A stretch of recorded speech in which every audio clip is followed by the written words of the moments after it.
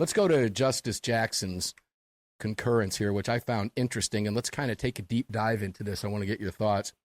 It says, Justice Jackson, with whom Justice Sotomayor joins, concurring. I join the court's opinion in full because it correctly applies our decision in New York State Rifle Pistol Association v. Bruen and United States v. Rahimi.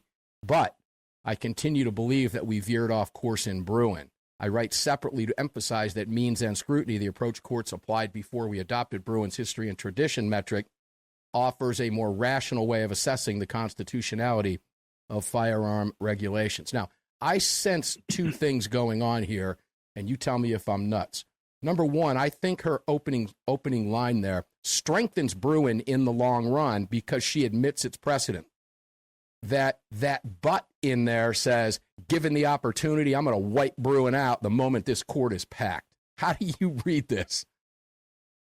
Yeah, dude, that's dead on. You know, anytime somebody says I'm a supporter of, but you never listen to anything before the but. This is Ketanji. She's the dumbest Supreme Court justice there is. It's almost like every decision that comes out of the court, one of the other justices that are on the conservative side have to like draw straws to see who's going to lay down the smackdown on her this time. Yeah.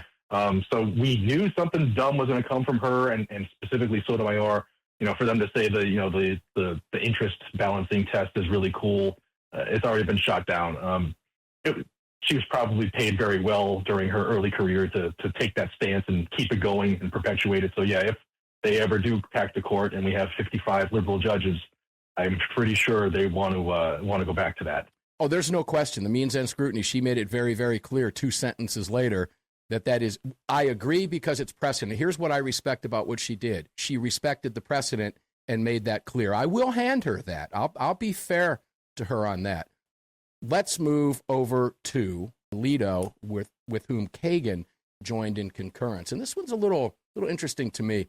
I agree with the court that the historical analogs that the government cites are not relatively similar to 18 U.S.C. 922 G3 as applied to respondent.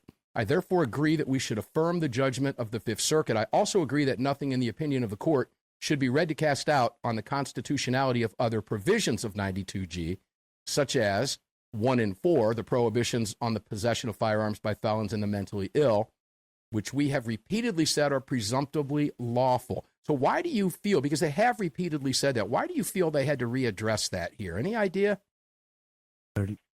Yeah, when I read that, the first thing I thought was the left, we'll call it the left, the ultra-liberal side of our political sphere.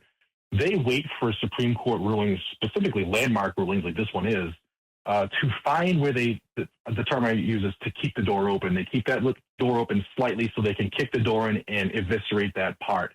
Similar to like how all of the blue states are going crazy on sensitive spaces, because in Bruen, they left that little bit of the door just ajar. And I think that this leaves that ajar for them to defend the remaining parts of 922G.